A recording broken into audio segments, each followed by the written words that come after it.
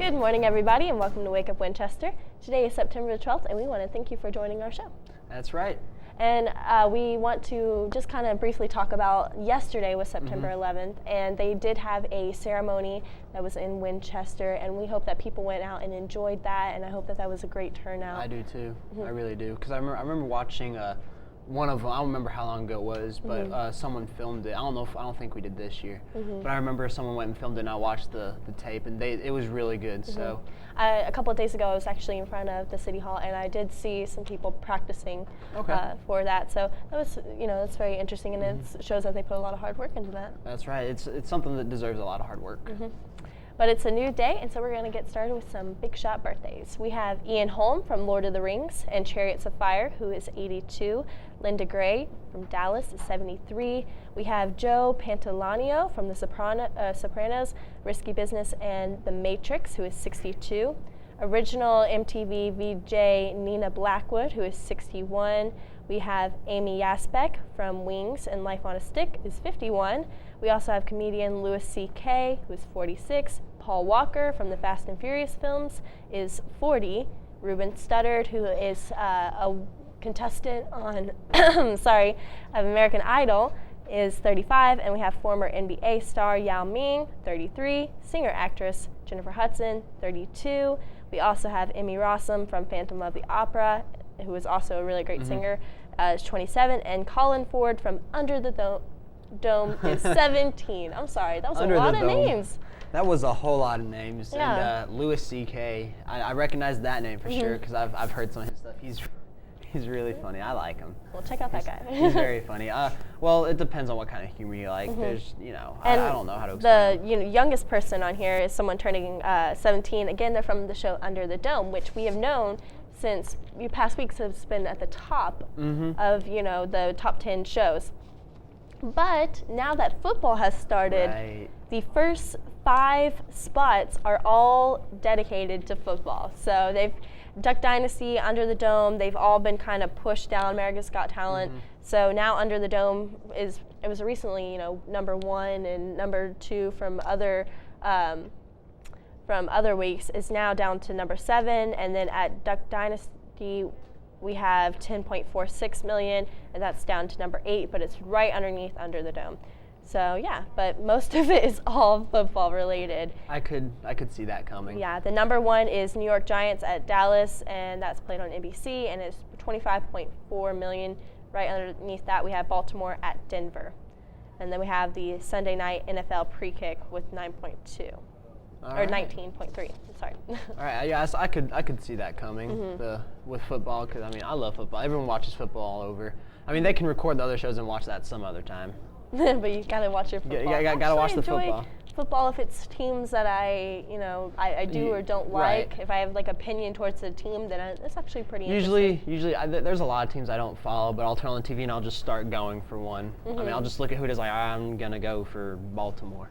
I like that color of yellow. So that's how it goes a lot of times with teams I don't really follow. It's like, I like their jersey a little bit better, so I'm gonna go for them today. We always have our wacky holidays on Wake Up Winchester. Today is we only have 2, but they're pretty unproductive things. But they sound like a nice kind of relaxation.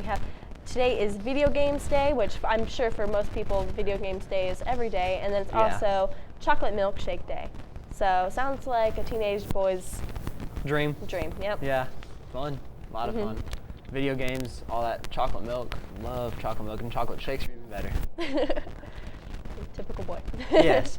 So in some of the entertainment news, we have Simon Cowell appeared on Tuesday's Ellen DeGeneres show, and he explained why Britney Spears lasted just 1 season on the X Factor, and he said because she couldn't talk, and it turned into a little bit of a problem.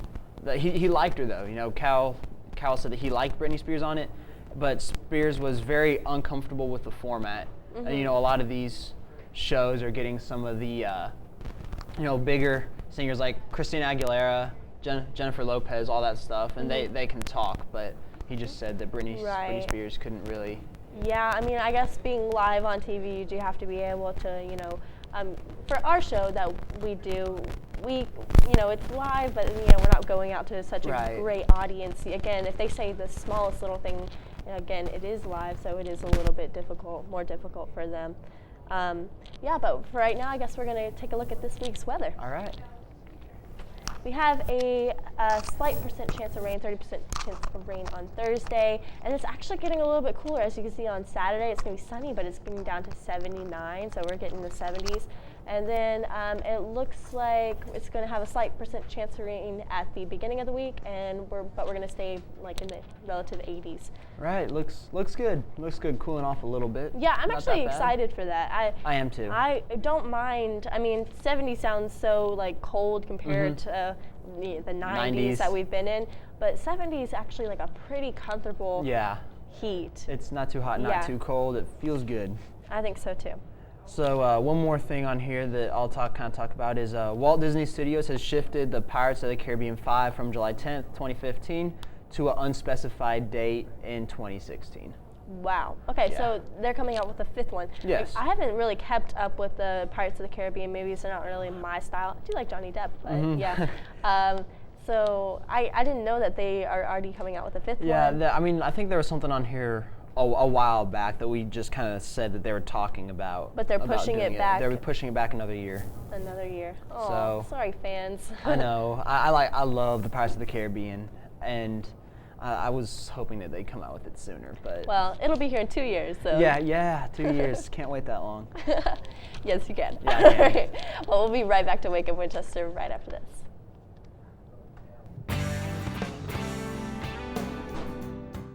Young man, we received an anonymous tip about an underage drinking party last night at this address.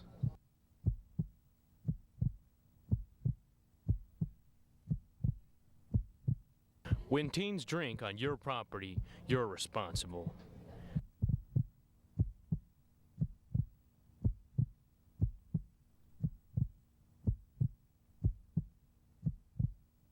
Parents who host lose the most.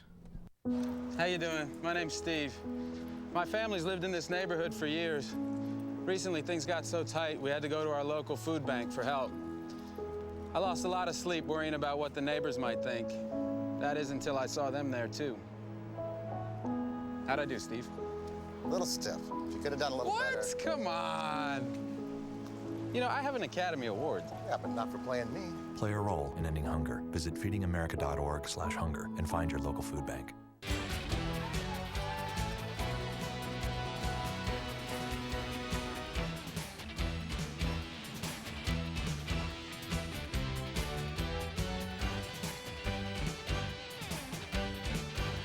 So make sure you tune in for Sports Cafe on Wednesday and Thursday nights at 7 o'clock. When I have an asthma attack, I feel scared. Sometimes my parents have to take me to the hospital. I feel like a fish with no water. You know how to react to their asthma attacks. Here's how to prevent them. Call 1-866-NO-ATTACKS. Visit www.noattacks.org or call your doctor. Because even one attack is one too many. A healthy tomorrow begins with a solid foundation at home. And there are simple ways to start your kids on a path to success. Eat dinner together. Add veggies to each meal. Save treats for special occasions. And be sure to get up and play an hour each day. Help your kids make all of their dreams come true. Be our guest to healthy living today at letsmove.gov.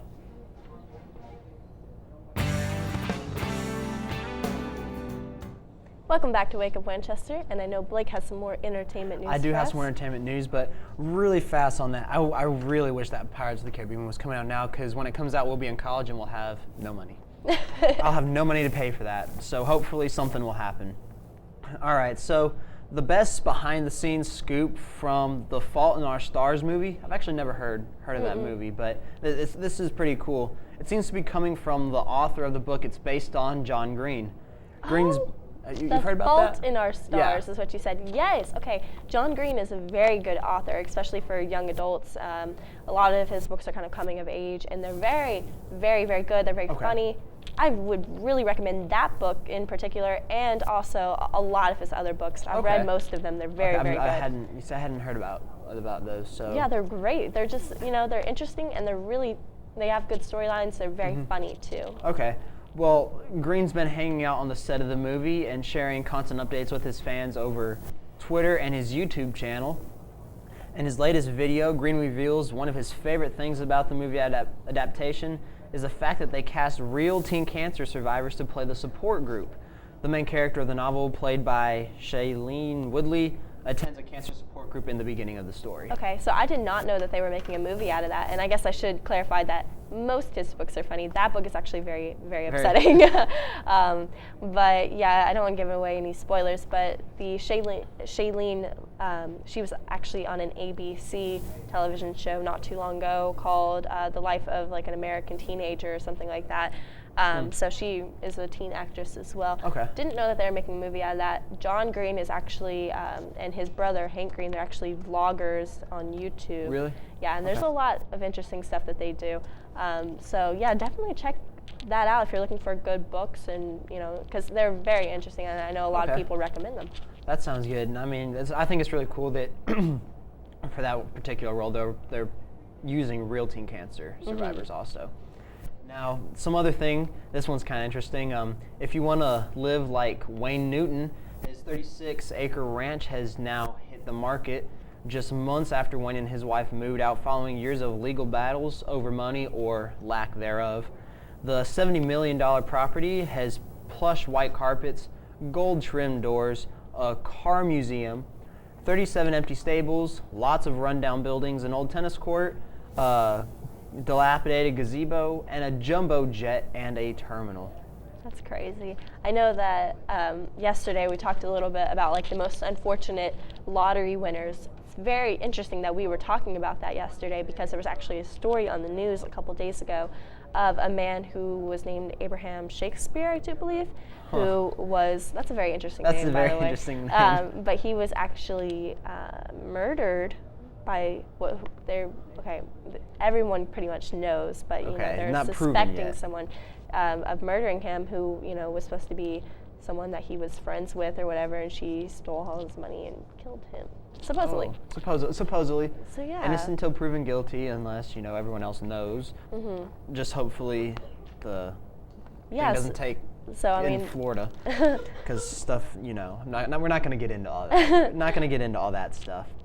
But that just goes to show that, obviously, I think it's just kind of strange how we talked about that list, and for those who didn't hear it, it was just a list of people who, won all this money, but then, due to bad choices and unfortunate circumstances, lost it all, even some dying. So yeah, that's the thing. Yeah, I remember seeing something on YouTube, actually. This isn't, along those lines quite, but Vince Gill is a country artist, and he was playing at a concert, and Westboro Baptist Church, they I just saw a little YouTube video on it, and basically they were picketing and everything and protesting at his concert because he's been divorced and remarried, and there's a video. The main part I'm gonna say is when there was a lady filming, and she said, "Vince Gill, what are you doing here?" And he just comes out and says, I just wanted to see what hate looks like.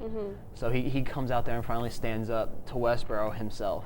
Right. And I see videos of them all the time doing stuff at like fallen soldiers' funerals. Yeah, they're always picketing things for just the most extreme and like radical reasons, and it's just so inappropriate. Wrong place, wrong time. So I think, the stuff that they're protesting, that's not very nice to protest that stuff anyway, but they can still find a little bit better way to do it. Yeah, it's not very considerate. Vince Gill, went out there himself after his concert and stood up to him, which I think is really, really cool. I think so too. And the last thing on this part, there's some more on this page, but on this one, someone paid $500,000 to talk to Kristen Stewart for 15 minutes. Really? Wow. I think some guy had... It's a guy who did it? Yeah, well, it's to a prince of an Arabian country. He's a prince of an Arabian country? I don't know if he's like a legit prince to an Arabian. That's just what it says on here. but maybe, I don't know. But I guess from what I read, someone held like it was supposed to be a benefit or something like that for some sort of charity, I think. Oh. And they paid money to talk to Kristen Stewart, and this prince of an Arabian country paid $500,000. Wow. Yeah. I find that very crazy, especially if people know who Kristen Stewart is. She is, I don't know how you can, but right. She is from Twilight, Bella. Yeah, and if you see Kristen Stewart around, she smiles like this. She's not a very bubbly person, No. and doesn't seem like a very talkative person. She seems kind of like outlandish a little bit, almost like she kind of acts a certain way. I see her in interviews all the time. She just looks awkward. She looks like uncomfortable. She's not who I would spend $500,000 talking to, even if I had all the money in the world. But I think that's a pretty neat and kind of cool idea for raising money. Obviously, it's not going to be way to raise money from the common people, but I think that's pretty cool. Maybe give them a little bit more time to talk to her. 15 minutes isn't that much. I'm pretty sure it was a charity. I didn't want to read through all that, but I think it was a charity, and if not, sorry. I may have misread it when I was skimming over. Either way, $500,000 to talk to Kristen Stewart for 15 minutes. That's pretty flattering, though. I would be pretty flattered if someone spent $500,000. Yeah, you can spend $500,000 talking to me or Casey. I mean, we wouldn't. Yeah, mind. that's completely an option. Yeah, we would not mind that at all if you have that kind of money. You can just send it to my PayPal account. Now, you know Tom Hanks? Yes, I do. Well, no, not personally. Well, no, not personally. Well, see, I've met him. I've actually spent $600,000 talking to him. But for 16 minutes. for 16 minutes. There we go. Yeah. Well, he was actually on a jury. That's pretty cool. Jury duty. Yeah, jury duty. He was on a L.A. courthouse Tuesday. He left the jury box then to decide the fate of a man accused of a domestic violence. Hanks was picked to hear the case of a guy who allegedly struck his girlfriend and faces a maximum of 1 year in prison or in jail if convicted of the misdemeanor domestic violence. And a source says that Hanks was friendly with jurors and interacted with them during the breaks. Yeah, it's so weird because I guess you never really think of, everybody eventually gets jury duty, and it's, random, I'm pretty sure, but you always wonder, do celebrities get jury duty? And I guess they do. I know there's different reasons that you can get out of jury duty, Well, actually, no, the only way you can really get out of jury duty is like if you're in law enforcement, you have some sort of if you have connections with the people. Because like a police officer can't be on jury duty because. But I know a lot of times when people have issues nervous issues or social anxiety, that kind of thing, you can get out of stuff like that. Most of the time though, you're pretty much set. Like if you have a job, you have to take off that job unless there is something. But how like what cool you were would saying. it be to have jury duty with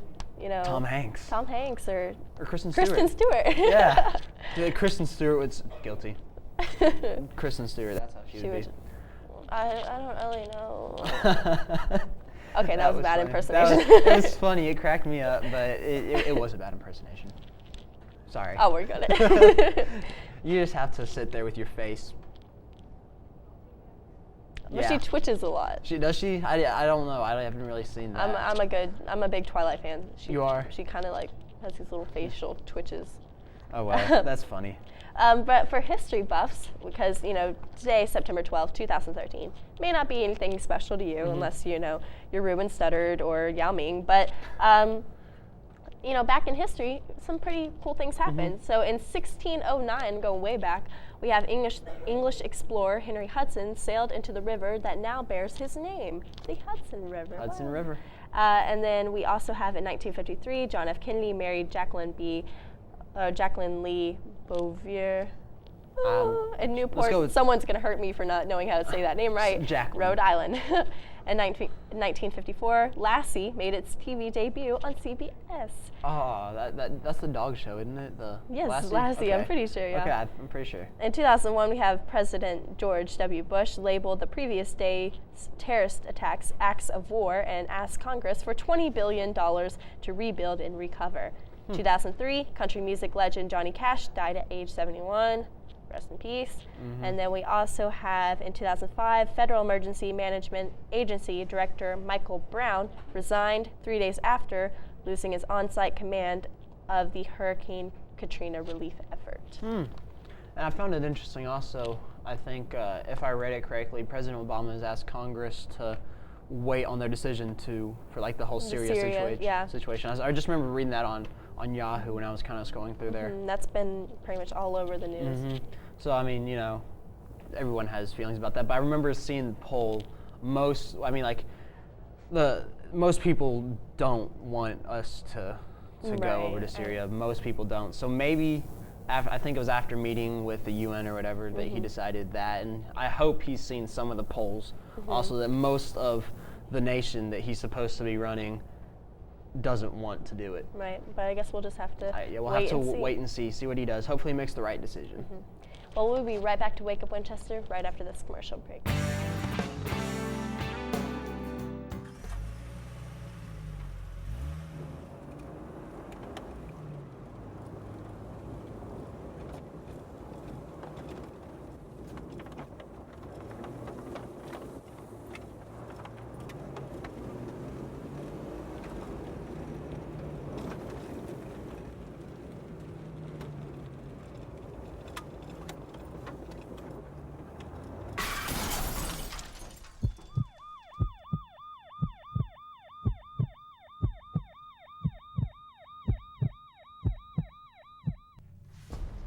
Bring out the action hero in you.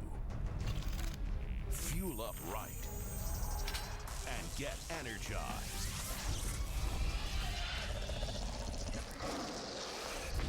Be part of the greatest action movie ever. The first movie that puts you in the action. Show us how you train and eat like an action hero. Join in at actionheroalliance.com. My life is full of statistics. Thing is, I could have dropped out of school and become one myself, but I didn't because I had people that believed in me. Here's another statistic. 7,000 students drop out every school day. That's one every 26 seconds. It's time that students know that we believe in them. Inspire a student and share your message of support at boostup.org.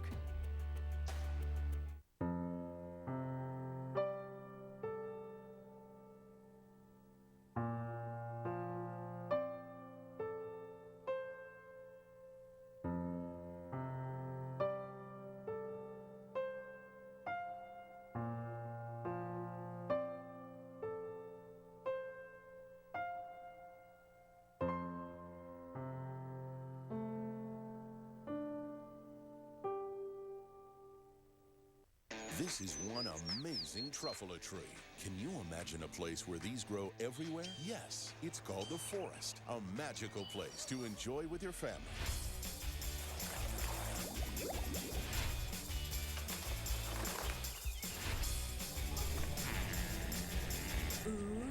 So discover the forest and explore all the wonder that's there.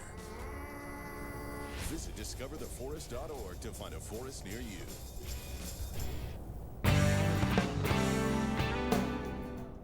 Welcome back to Wake Up Winchester. Yesterday, I know that we were kind of talking about some of the newer movies that are going to be coming out, and Thor 2 was on the list, which I'm really excited for. And we all know his brother Loki, the bad guy in the Avengers and everything. Well, a lot of people are wanting to have a solo film like based on Loki.